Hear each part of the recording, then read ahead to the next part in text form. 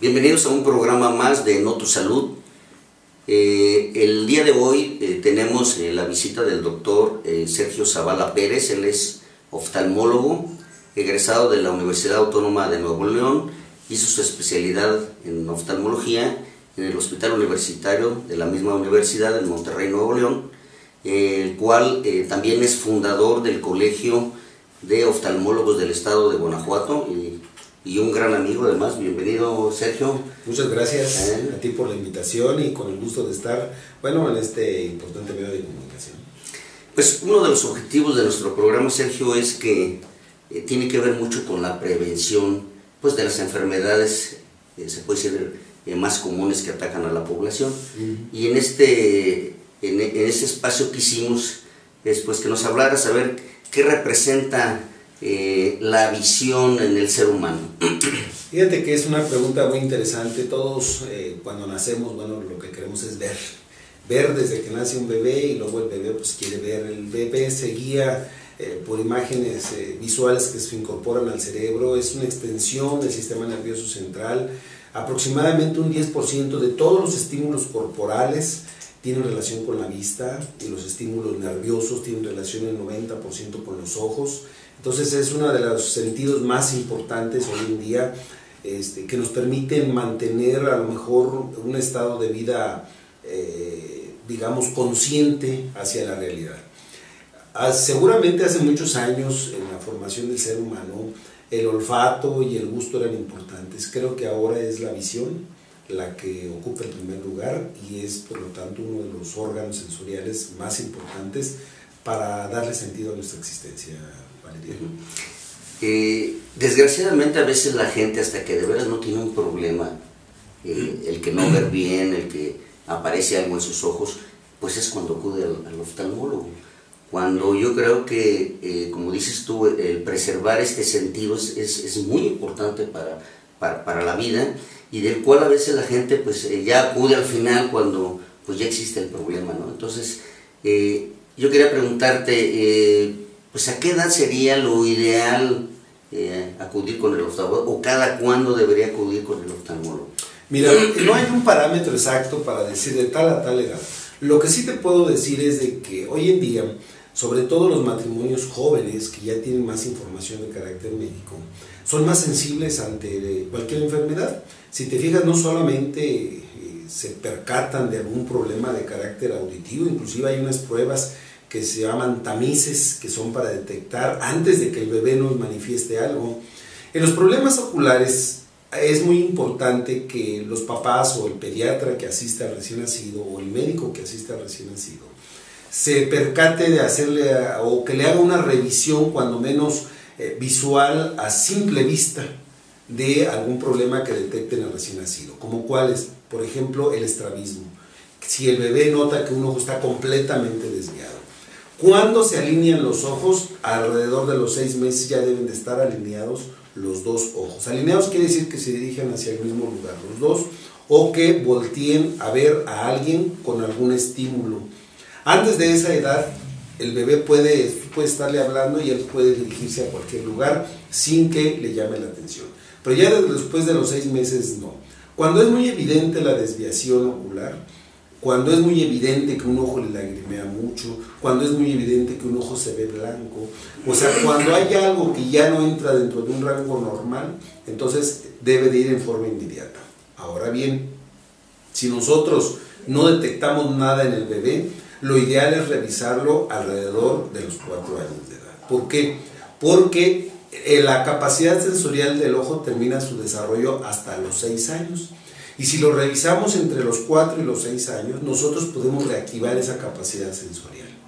Se ha hablado mucho de lo que llaman que ojos flojos. Bueno, esos ojos flojos son porque antes de los 6 años no se les puso a trabajar.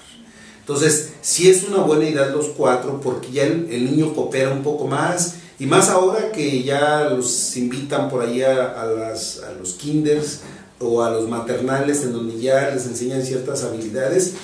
Nosotros en los consultorios tenemos la capacidad para detectar a los 4, a los 5, a los 6 años su agudeza visual. Deben tener algún problema ocular. Hablamos por ejemplo, no sé, qué tanto influye la herencia, el que los papás tuvieron un problema, el que no veían bien, o el ser prematuros, etcétera. ¿Qué nos puedes hablar de esto? Bueno, mira, aproximadamente las enfermedades oculares ocupan el 10% de los enfermos totales. De este 10%, un 4% son de carácter quirúrgico. Entonces, nosotros tenemos que si el paciente ya tiene un antecedente familiar, llámese herencia, por ejemplo, de glaucoma, no esperemos que el niño tenga glaucoma al nacer, porque hay enfermedades que se transmiten en forma recesiva, que se manifiestan en forma tardía, algunos de ellos como el glaucoma. Pero si durante el transcurso del embarazo la paciente tuvo alguna enfermedad, sobre todo las de carácter viral, exantemáticas, llámese rubiola, llámese paperas, en el primer trimestre del embarazo hay posibilidades de que el bebé tenga algunos problemas oculares. Si el bebé nace de una mujer diabética, bueno, hay algunas posibilidades de que tenga algunos problemas al recién nacido. Pero en términos generales, la mayoría de los problemas de recién nacido son evidentes al momento de nacer, oculares, como cuáles, pues, cataratas. Ahora, si el bebé es prematuro y estuvo mucho tiempo en una cámara con oxígeno, ¿verdad? Entonces, con un ventilador le llamamos nosotros. Entonces, este paciente, en base a sus características de prematurez y el tiempo que estuvo con el oxígeno en forma directa, hay posibilidades de que tenga daños en la retina. Ahora, no todos tienen daños en la retina. Hace particularmente difícil revisar a los niños recién nacidos que estuvieron mucho tiempo expuestos a oxígenos a altas concentraciones. Va a depender del tiempo que estuvieron con el oxígeno y va a depender del grado de prematurez que tenga, la talla y el peso. Hoy en día hay tratamientos que son un poco más efectivos para manejar lo que nosotros llamamos retinopatía del prematuro, antes le llamábamos retrolental. Y bueno, esta retinopatía del prematuro, y utilizamos antiangiogénicos que precisamente evitan que la retina se dañe por la proliferación de vasos sanguíneos nuevos. Son tratamientos especializados con resultados regulares, porque muchos de estos casos no los alcanzamos a detectar a tiempo. Pero bueno, ya cuando hay un patrón evidente de patologías consecutivas, sí es muy importante estar en contacto con un equipo multidisciplinario, llámese oftalmólogo, pediatra o tal vez la persona que se encargó de estarlo manejando en la incubadora o en el ventilador. Bueno, ya hablaste ahorita acerca del prematuro. ¿Qué otras enfermedades repercuten en lo que es el ojo en sí? Mira, hay una gran cantidad de enfermedades, doctor. ¿Cuál es la situación aquí? De que la mayoría de los problemas oculares no son dolorosos. Y eso hace que la gente no concurra al médico. Porque en el momento de no acudir, pues como no le duele, pues no va. Y hay gente que hasta siendo adulto se da cuenta de que con un ojo, por ejemplo, no ve. Aquí es muy importante diferenciar de lo que son enfermedades a lo que son defectos visuales. Los defectos visuales es la causa más común de consulta con el oftalmólogo. ¿Cuáles son esos defectos visuales? La miopía, la hipermetropía y el astigmatismo. Y después de los 40 años, la presbicia o vista cansada. Esas no son enfermedades. Son defectos visuales, como son el pie plano, como son la mandíbula que esté en prognatismo, etc. Son defectos que se pueden corregir, en el caso de nosotros de los ojos, con los lentes, o hoy en día ya con cirugía, que es un tratamiento más definitivo para los problemas refractivos. Se le llama problemas refractivos. Son defectos, no son enfermedades. Se traducen en la enfermedad cuando alguien tiene un desprendimiento de retina, bueno, entonces sí es otro problema, o un desprendimiento de vitrio. Eso es en la gente más joven. En la gente más adulta, las enfermedades más comunes, por todos ya conocidas, son la formación de catarata y el glaucoma. La catarata es la causa de ceguera número 1 a nivel mundial, reversible. Quiere decir que si se operan pueden mejorar. Y el glaucoma es la causa de ceguera número 1 irreversible. ¿Cuál es la diferencia? De que la catarata se opera y el paciente puede mejorar su visión. Pero el paciente que tiene glaucoma, si no se atiende, si no se revisa y como no duele, entonces este paciente llega a perder la visión. Y cuando concurre con el médico, ya no podemos a veces ofrecerle mucho más que contener hasta cierto punto su patología, que le permita a él conservar cuando menos la visión que tiene. son enfermedades crónicas, o sea, son de por vida, y que su tratamiento requiere, pues aparte de hacer una inversión mensual para sus gotas, una disciplina en la aplicación de sus medicamentos. Eso es. Bueno, lógicamente hay otros problemas como son, por ejemplo, las infecciones. ¿Qué nos puedes hablar de las infecciones oculares? Sí, mira, las infecciones oculares, como las infecciones de cualquier otra parte del cuerpo, son otra causa muy común de la consulta. Hoy en día estamos viviendo los cambios climáticos tan severos, de mucho calor y mucho frío. Bueno, los ojos no están exentos de estar expuestos a este medio ambiente. Junto con los problemas alérgicos por la polución en el medio ambiente, son una causa muy común de consulta. La mayoría de las infecciones afortunadamente son de carácter viral porque son autolimitables. Lo que hacemos con el medicamento es nada más mejorar la sintomatología del paciente, pero la mayoría se les llama conjuntivitis de carácter viral, la mayoría son por adenovirus, lo cual transcurre con secreción abundante, lagaña, sensación de cuerpo extraño, molestia al sol, empezando primero por un ojo y luego se le pasa al otro ojo, y si están en un kinder, si están en una familia, al rato los que están por ahí también están con la misma sintomatología. El tratamiento es usar algunos antibióticos, algunos colirios sustitutos de lágrima y las medidas higiénicas que se han estado comentando. Muy bien. Bueno, pues hacemos nuestra primera pausa, continuamos con el tema del día de hoy.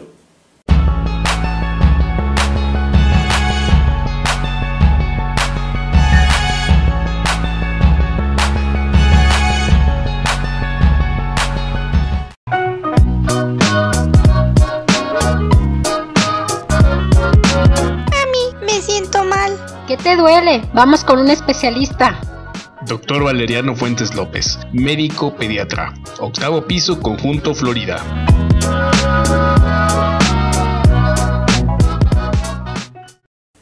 Continuamos con el tema del día de hoy. Recuerden, estamos con el doctor Sergio Zavala Pérez, oftalmólogo. Doctor, hay una serie de enfermedades, aparte de las que usted nos comentaba, que van a repercutir y en forma seria al ojo. Ciertas enfermedades como diabetes, hipertensión, no sé, enfermedades reumáticas, y que a veces, bueno, ponen un poco más de atención a lo mejor en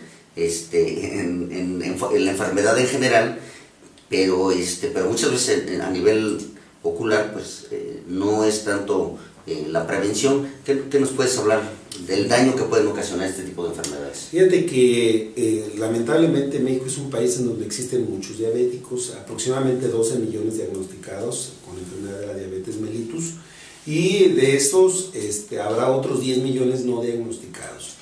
La enfermedad que la diabetes nos provoca en los ojos se le llama retinopatía diabética. La retinopatía diabética se supone que un 33% de los diabéticos van a quedar ciegos si no se atienden, por supuesto, en su tiempo y forma. ¿Cuál es el problema? Que en la diabetes a veces solamente nos preocupamos por los niveles de glucosa y la gente se deja guiar por lo que él siente. Entonces tú le preguntas, ¿es usted diabético? Sí, pero estoy controlado, no siento nada. La diabetes se controla en laboratorio. La diabetes se controla en el laboratorio y se controla, por supuesto, con un equipo multidisciplinario. ¿A qué me refiero con esto? En que debe de consultar a su oftalmólogo o a su médico internista o diabetólogo, el que le maneje sus niveles de azúcar, y nosotros darnos cuenta en la revisión ocular si estos pacientes han tenido control bueno o no han tenido control de sus niveles de glucosa. El problema de la diabetes se manifiesta como una angiogénesis, o sea, como una producción no controlada de vasos sanguíneos dentro del ojo. ¿Qué es lo que hacemos nosotros? Bueno, nosotros valoramos en qué situación se encuentra la retina para después nosotros diseñar una estrategia para resolverle ese problema. Y aquí es muy importante, doctor, que nosotros tomemos en cuenta esto, porque la gente piensa que siendo diabético y aprovechar cualquier campaña para ir a que les den lentes, ese es el control. No hay nada más apartado de la realidad que eso. Aquí nosotros lo que necesitamos es una exploración del fondo del ojo y detectar en qué situación de daño lo tiene su retina, porque si no, este paciente va a terminar estando ciego, primero de un ojo y luego de los dos.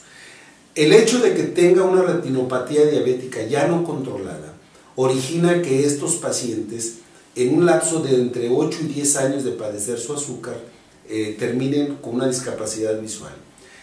La discapacidad visual tiene mucho que ver con la discapacidad renal, o sea, con los problemas renales. Cuando nosotros vemos a un paciente diabético con daño ocular importante, suponemos que así está el riñón. Entonces, esto se convierte en una cascada de patologías que lo único que hacen es darle una vida miserable a los pacientes diabéticos. Porque esto origina desencuentros familiares por la situación económica, porque se origina una serie de gastos importantes que no alcanza. Luego, muchos de estos pacientes, aunque tengan seguridad pública, no hay un diseño específico para ellos. Entonces, un paciente que ya tiene 55 años de edad, que es diabético desde hace 15 años, que tiene una hemorragia en su retina o en el vítreo y que requiere una cirugía, que requiere aplicación de láser, extracción de la catarata, porque en estos pacientes se les debe de extraer el cristalino aunque no tenga catarata, porque en cuanto quitas tú la sangre de adentro del ojo, el paciente desarrolla catarata a la semana, a las 2 semanas. Entonces se debe quitar el cristalino transparente, darle tratamiento para su retina, darle tratamiento para su vítreo, ir varias veces a la sesión de rayo láser que ha demostrado a través del tiempo que es el único tratamiento más efectivo, no digamos al 100%, pero sí más efectivo. La aplicación de Avastin, que es lo que hacemos, que es un antiangiogénico que se aplica dentro del ojo, con magníficos resultados. Bueno, hay un momento en la patología de la diabetes que se debe de hacer. Cuando te sales de eso, estás haciendo solamente medidas extraordinarias para tratar de ayudarle a este paciente. La diabetes es una enfermedad castrante para la familia, todos tenemos algún familiar diabético y vemos el sufrimiento que tienen que pasar. Entonces, todo esto, si nosotros lo prevenimos, el paciente puede tener una vida, digamos, si no vivir más años, sí vivirla un poco más cómoda y sobre todo conservar pues lo que es su agudeza visual. La agudeza visual nos permite tener contacto, tener vida de relación. Cuando ésta se pierde, entonces el paciente queda aislado, queda enclaustrado en una habitación, en un sillón. Aquí es muy importante que aquel paciente diabético, como medida preventiva, aunque no tenga problemas, aunque no se queje, debe de revisarse una vez al año. Aquel paciente que ya sabemos que tiene una patología, debe de ir cuantas veces se lo solicite el médico. No es de que porque me siento bien, no voy. No, acuérdense que la diabetes no duele solo hasta que ya nos está dejando ciegos, o solo hasta que ya hay que amputar una pierna, o solo hasta que hay que hacerle una diálisis renal. Entonces, aquí es muy importante que aquellos familiares, aquellas personas que tengan algún familiar diabético, pues lo inviten a que acuda con sus médicos de confianza, que se haga sus exámenes de sangre, porque si no se arrepiente uno. Y después se trata de hacer solamente medidas que le den como paliativo para la situación que van a estar viviendo, que es muy compleja. Eso es. La diabetes es una enfermedad difícil de manejar, pero si se ataca a tiempo, se contrarresta, el paciente puede tener una vida, digamos, si no normal, muy parecido a lo normal. Eso es. Y por ejemplo, de los signos que se puede decir, vamos, o de alarma, ¿en qué momento la gente tiene que acudir con el oftalmólogo? Fíjate que en cuanto a alguien le dicen que es diabético, él debe de inmediatamente de ir. ¿Por qué? Porque eso nos va a sentar un precedente de su situación actual. No podemos saber cómo estaba hace 5 años, pero en ese momento nosotros le hacemos una revisión, le dilatamos la pupila y observamos. Por ejemplo, en el caso de tu servidor, tengo 21 años, 22 años ejerciendo, bueno, son cientos o miles de ojos que ya ve uno. Y entonces uno dilata la pupila, utiliza algunos instrumentos, y por el hecho de verlo uno ya sabe o ubica qué patología pudiera tener o no tener. Entonces ahí se refuerzan las medidas como el control de los niveles de azúcar, las medidas como la dieta que es fundamental, la actividad física. La gente, uno le dice es que tiene que hacer un poco más de actividad física, todos los días subo y bajo la escalera. No, se trata de hacer algo más extra aparte de eso, porque eso estimula a que la glucosa y la insulina actúen. Si alguien no lo hace, entonces dice, ¿cómo salió del azúcar? Traigo 150 en la mañana. Si en ayunas trae 150, quiere decir que después de almorzar trae 400. Pues en las primeras 2 horas, por su culpa de glucosa, va a tener 400. Bueno, ese daño que se le está provocando al riñón va siendo irreversible.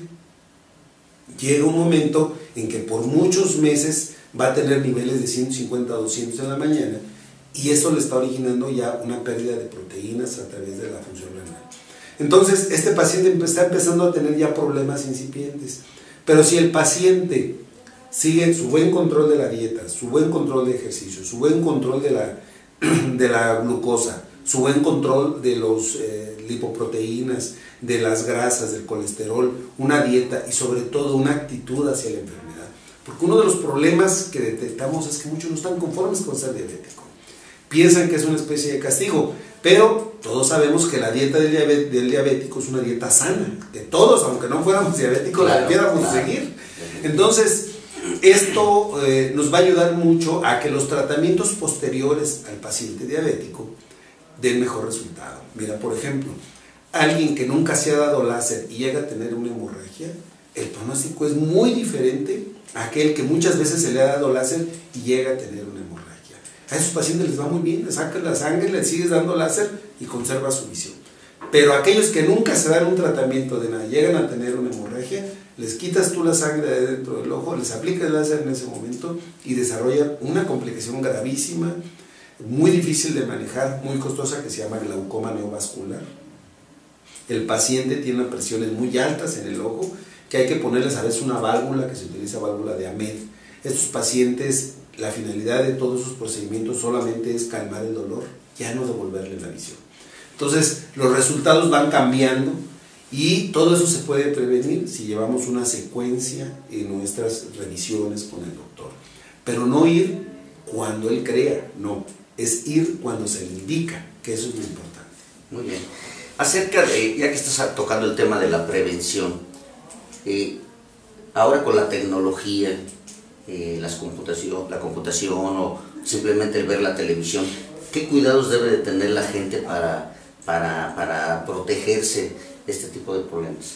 Fíjate que pues sí ha cambiado, ya las sociedades ahora se han modernizado, los jóvenes ya todos en escuelas donde tienen sus iPads, sus computadoras. Antiguamente, cuando no había computadoras como ahora, ¿te acuerdas que cuando uno estaba en la residencia pues no teníamos esa ventaja como ahora los jóvenes, ¿no? Que tienen todo?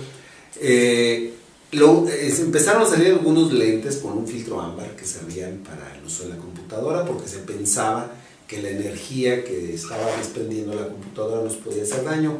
Nada de eso se ha comprobado que sea cierto. Lo que sí es de que provoca fatiga visual. El hecho de que uno pueda ver de lejos y de cerca en forma inmediata sin pensarlo, utiliza el ojo un musculito que es para el enfocar. Ese musculito pues llega a fatigarse, porque en un momento aparecen en la pantalla muchos caracteres, a veces muy brillantes, y eso origina fatiga visual. ¿Cómo le debemos de hacer para no tener fatiga visual? Bueno, el tratamiento natural es quitarse unos 5 minutos de la computadora y mirar a lo lejos, como estar viendo y no estar viendo. ¿Te acuerdas que se queda uno como viendo una ventana y como que no enfoca a ningún lado? Esa es una forma natural de descansar la visión, o sea, para poder seguir con otra jornada de 5 a 10 horas. Otro de los problemas es de que el ojo tiende a secarse. Cuando uno utiliza mucho una pantalla deja de parpadear y son gente más sensibles a tener problemas de ojo seco o de infecciones. Hay que recordar que la función de la lágrima también es proteger contra infecciones. El hecho de que esté lavando, limpiando, hace que se estén eliminando a través del punto lagrimal y el canal nasolagrimal bacterias y microbios del medio ambiente. Bueno, muchas de estas personas que trabajan en lugares encerrados, trabajando mucho, son más sensibles a tener infecciones o a tener sensación de cuerpo extraño por resequedad ocular. Usar lubricantes oculares sin conservadores sería lo ideal ahí, con cierta frecuencia. Así como usamos la cremita cada que vamos a lavarnos las manos, bueno, también unas gotitas oculares como lubricantes nos ayudarían mucho a evitar que haya pues infecciones o molestias secundarias a la exposición prolongada a una pantalla. Eso es. Y por ejemplo ahí acerca de el ver televisión, ¿hay alguna distancia o alguna situación en que pudieras tú recomendar? Fíjate que eso era una recomendación de nuestros padres, ¿verdad? Que no te acerques a la televisión porque se ignoraban los efectos. No se ha comprobado que algo de eso sea cierto. La gente puede ver computadora, tú ves a los jóvenes hoy, a los adolescentes, que están todo el día, están aquí pegaditos y otros más lejos. De hecho, fíjate que para aquellos niños que tienen de efectos visuales altos, por ejemplo, miopía, hipermetropía, astigmatismo, y que no quieren usar lentes, porque ellos no entienden la importancia de la maduración visual. Y lo estoy viendo yo ahorita, que me tocó revisar a un grupo grande de personas que van a una empresa japonesa y van a ir al extranjero. Pues a algunos de ellos se les cebó. ¿Por qué? Porque los ojos no alcanzaban el 100%, porque nunca usaron de niños sus lentes. Y ellos de niños pues, no los quieren usar. Entonces, una de las estrategias es que tú dales la graduación correcta, o la graduación que es por el oftalmólogo, y invitarlos a que practiquen en una computadora. Porque eso los hace que inmediatamente el sistema de enfoque se adapte a los lentes.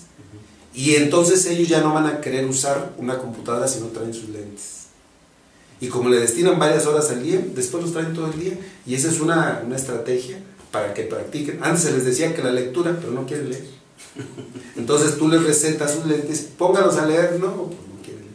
Entonces ahora, como ya les dan imágenes ya y les dan estructuras mentales ya diseñadas, como la computadora, inmediatamente se adaptan al uso de sus lentes. Y ese es también un tratamiento que se da para los ojos flojos, para los ojos ambliopes. Y el requisito es, si te dejo que uses la pantalla o la computadora, si te pones los lentes. Ahí es cuando tiene este efecto. También, con esa medida de tratamiento, se descubrió que cuando hay colores muy fuertes, psicodélicos, de carácter psicodélico, de esos que te engañan la mirada, de esos como tipo tridimensional y muy fuertes, en algunos pacientes en Japón, porque después estuvimos leyendo sobre eso, no se detectó en otras partes, desencadenaba crisis convulsivas. Pero no en todos, sino en los que están predispuestos a tener crisis convulsivas, como que era un factor detonante, los colores muy intensos. Todo eso se ha seguido estudiando y las pruebas de colores es otro apartado dentro de la oftalmología. Yo tenía mucho que no las hacías, hasta ahora que precisamente los trabajadores de estas empresas, como están en algunas áreas de donde hacen colores o revisan colores en algunos vehículos, se les ha pedido hacer algunas pruebas para la detección de los colores, lo que llamamos en su conjunto daltonismo, que implica trastornos del color azul, verde y rojo, pero en su conjunto se llama daltonismo, y hay una tabla muy sencillita que usamos los oftalmólogos, que ahora hasta lo hacemos en iPad, o sea, los ponemos en el iPad, al cual no le decimos los resultados, pero ahí descubrimos quiénes tienen daltonismo y para qué color, y esas tablas se llaman de Ishihara y sirven para detectar pues patologías en los colores. Muy bien, bueno, pues hacemos otra pausa y no se vayan, continuamos con el tema del día de hoy.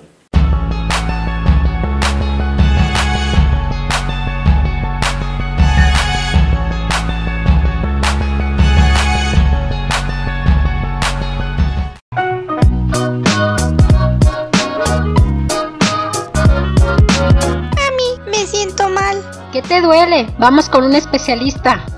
Doctor Valeriano Fuentes López, médico pediatra, octavo piso, Conjunto Florida.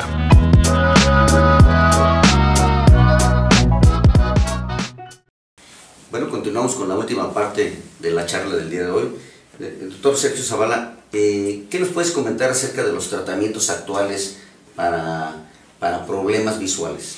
Bueno, mira, como todo, la ciencia no tiene límites, esto ha ido cambiando, ha ido evolucionando.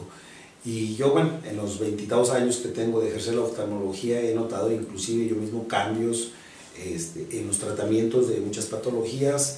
Eso nos ha obligado, al igual que tú y muchos otros médicos, a seguirnos superando, irnos a cursos, a veces fuera del país, a muchas partes del mundo a los que hemos ido para ir teniendo, pues, estar a la vanguardia de los tratamientos. Aquí podríamos hacer una diferencia grande. Los defectos refractivos como la miopía, la hipermetropía y el astigmatismo y la presbicia, hoy en día, antiguamente nada más eran lentes de armazón, como los que tú usas. Posteriormente eran lentes de contacto que también se han mejorado mucho. De esos podríamos hacer dos bloques grandes, blandos y duros. Los blandos y los duros también han tenido sus cambios a favor de los pacientes. Y el último tratamiento, que es el que más se utiliza hoy en día en algunas personas y en algunos países, que es la cirugía excimer láser o excimer laser. El excimer láser es una cirugía que se hace a nivel universal ya, a nivel mundial. Es un protocolo mundial. Esto quiere decir que se hace solamente de una forma, que tiene una capacidad de corrección hasta 10 grados de defecto visual, se le llama dioptrías. entre miopía y astigmatismo o hipermetropía y astigmatismo, es una cirugía definitiva con magníficos resultados. Es una cirugía que se lleva en promedio 2 minutos, cuando mucho, por ojo, y se puede hacer con gotitas de anestesia, y el paciente en el lapso de una semana prácticamente ya tiene resuelto su problema visual. Esto lo podemos hacer aquí en Irapuato, no en todos los lugares se hace, no todos los oftalmólogos lo pueden hacer, ni está autorizado que lo hagan. Hay que tener cierta formación y cierta preparación. El excimer láser es un equipo muy costoso, que debe de estar en condiciones especiales porque manejan energía de alto nivel, y es una cirugía en la cual tenemos que tener muchos candados para poder seleccionar a los pacientes. Esos candados son unos estudios previos que se hacen para que el paciente tenga un buen resultado quirúrgico. Antiguamente lo hacemos con bisturí con punta de diamante, lo cual no había un control exacto del defecto visual. Ahora no, ahora con el láser sabemos que la mayoría, el 97%, tiene magníficos resultados, y los pacientes deben ser perfectamente seleccionados. No todos se pueden operar, es por eso que han seguido utilizándose lentes de contacto y lentes del Marson. Los pacientes que no se pueden operar es porque tienen patologías en la córnea que ellos no se dan cuenta, y que nosotros nos damos cuenta hasta que le hacemos los estudios previos. ¿Cuál es la patología más común que hace que se contraindique la cirugía con láser? El queratocono. El queratocono es un adelgazamiento de la córnea que hace que la córnea, la parte transparente de nuestro ojo, esté picudo y no reúna las condiciones de grosor ni de curvatura adecuada para que pueda ser operado el paciente. Entonces a este paciente se le hace sus estudios y se le dice: usted no se puede operar por esto y por esto, o usted sí se puede operar. Entonces en este paciente ya se decide, la cirugía es muy benigna, no deja de haber algunas molestias los primeros días de la cirugía. El procedimiento definitivo para estos pacientes se les llama PRK, queratectomía fotorrefractiva, en inglés PRK. Antiguamente hacíamos lo que llamamos el LASIK, ¿verdad? El LASIK era hacer un pequeño corte en el vértice de la córnea, levantarlo como corcholata, aplicar el láser y luego regresar ese colgajito. Bueno, ya hoy en día tiende al desuso ese procedimiento quirúrgico, y nosotros todavía operamos a muchos con ese procedimiento porque han salido actualizaciones de estos láseres que nos garantizan que con el PRK les va mucho mejor. Hay países como España, como Canadá, en donde solamente el PRK, el procedimiento que hacemos aquí, es el que se permite hacer con magníficos resultados. Y lo seguimos haciendo, y en la ciudad cada día, pues, la gente joven sobre todo. Esta cirugía se puede hacer a cualquier edad después de los 18 años. O sea, alguien que ya terminó su desarrollo anatómico, su desarrollo visual, hasta 60 y tantos. Hemos tenido la oportunidad de operar gente de 65, de 70 años, gente que se operó con el antiguo procedimiento de la queratotomía radiada, con bisturí de diamante. Se puede operar con este otro procedimiento y a la mayoría les va muy bien. A donde no les va muy bien, o en donde no les va muy bien, es en la cirugía para no usar lentes de cerca, en la presbicia o vista cansada. Ahí se utiliza un láser de olmio que no lo tenemos aquí en Irapuato, que es muy costoso, pero que nos corrige solamente una dioptría. Una dioptría, estamos hablando en pacientes entre 40 y 45 años. Creemos que no vale la pena gastar tanto para una corrección de tan poco tiempo, donde no vamos a tener, donde después de los 45 años vamos a necesitar corregir para unos 50, luego para 2 y luego para 3. Entonces realmente ahí no nos da muchos resultados con respecto a esta cirugía. Y también algo que yo creo que es muy importante saber es de que todos aquellos pacientes diabéticos, hoy en día nosotros utilizamos una sustancia que se llama Avastin. El Avastin es un producto químico que surgió para el cáncer de colon en sus inicios. Pero se veía que aquellos pacientes que les aplicabas tú este tratamiento para el cáncer de colon mejoraban su visión cuando eran diabéticos. Entonces siguió estudiando, y hoy en día tenemos magníficos resultados en pacientes diabéticos. Es una esperanza grande porque nosotros les ponemos una inyección en el ojo, se pueden aplicar hasta 3 por mes, una vez cada mes, y eso nos hace ganar tiempo para revertir la retinopatía diabética. Pareciera que no, pero vemos en los pacientes un cambio espectacular. Se los ponemos hoy, a la semana los invitamos a que vengan al láser, les aplicamos el láser y les aplicamos la siguiente semana, Y al mes, aquel paciente que ya tiene una retinopatía diabética grado 3, la tenemos en grado 1. Y si seguimos aplicándole láser, el paciente sigue con grado 1 y sigue conservando su visión. Pero aquel paciente que se le aplica una vez y le damos láser y no se vuelve a aparecer, al mes empieza otra vez a tener esa agresividad. Entonces, el limitante sabemos cuál es. El limitante sabemos que es el dinero y que el paciente a veces no puede ocurrir. Pero esta es una ventaja grande que hay, que no había hace 5 años. Y hoy en día, cuando vamos a nuestros cursos de actualización en retinopatías diabéticas, vemos que en todas partes del mundo se está popularizando ya el tratamiento. Obvio, no todos los oftalmólogos lo ponen, nosotros sí lo ponemos, pero porque se requieren ciertas características y tenemos estudios de Colombia, tenemos estudios de Argentina, tenemos estudios de Estados Unidos con el uso de este medicamento. Lamentablemente no está a la mano, lo tenemos solamente algunos oftalmólogos porque hay que pedir un permiso especial para importar, son medicamentos controlados por la FDA, pero que no dan ningún efecto secundario y sí muchos beneficios. Muy bien. Bueno, pues para finalizar, doctor, ¿qué recomendaciones darías a la población pues para prevenir, se puede decir, o que no tengan problemas de tipo ocular? Fíjate que yo creo que lo más importante primero es de que hoy en día ya los matrimonios jóvenes estamos más involucrados con la salud de nuestros hijos. Tenemos la fortuna de tener 2 o 3 hijos nada más y darnos cuenta, aquel niño que no tenga buen rendimiento en la escuela, yo creo que es fundamental una revisión ocular, porque a veces los etiquetan de distraídos, de burros, de cualquier cosa, pero la mayoría de ellos no ven, muchos de ellos no ven. Entonces yo creo que sí es muy importante. Si hay antecedentes familiares, que el papá, la mamá tienen defectos visuales altos, pues entonces hay que revisarlos. Tenemos jóvenes en la preparatoria con 10 grados de miopía, pues eso no puede ser posible. Y le preguntas, ¿cómo va la escuela? Bien, pues bien, pero bien mal, porque no pueden aprender con un defecto de 10 dioptrías. Cuando alguien ha tenido un trauma importante en sus ojos por un accidente, pues yo creo que sí deben de acudir. Aquel que tenga enfermedades crónicas degenerativas como cuáles, retinopatías diabéticas, hipertensivas, crisis convulsivas, artritis reumatoides. Vaya, el ojo está inmerso en el universo del cuerpo. Prácticamente todas las enfermedades se pueden diagnosticar. Mucha gente lo dudará, pero a través del ojo podemos detectar enfermedades desde hipertiroidismos, artritis reumatoides, espondilitis anquilosante, cánceres, melanomas, o sea, una serie de patologías. No solamente ir a un lugar y comprar lentes. Ahí a veces estamos retrasando algo más importante.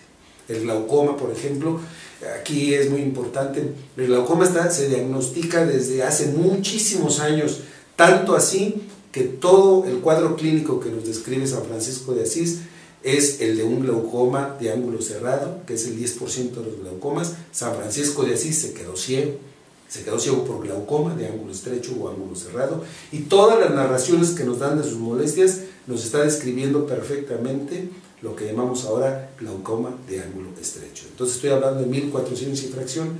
Imagínate nada más, ¿a poco no tenemos hoy la posibilidad de diagnosticarlo antes de que nos quedemos sin ver? Eso es. Muy bien, bueno, pues queremos darle las gracias al doctor Sergio Zavala. Doctor, ¿dónde tienes tu consultorio? ¿Dónde te puede consultar? Sí, como no, estoy en la calle Guerrero 814, ya casi esquina con el Boulevard Torres Landa, Clínica Oftalmológica Irapuato. Somos 3 oftalmólogos que estamos para atender a la sociedad en general. Bueno, muchísimas gracias. Debe ser una excelente plática que esperemos que la gente pues aprecie y valore, y además, sobre todo, pues que acuda con gente profesional, ¿no? Pues eso es muy importante. Bueno, pues queremos darles las gracias y ojalá puedan verlo en nuestra página www.notus.com.mx y igualmente las gentes que nos ven por TV Cable en Abasolo, Pénjamo y Romita. Un saludo y muchísimas gracias por su atención. Hasta la próxima.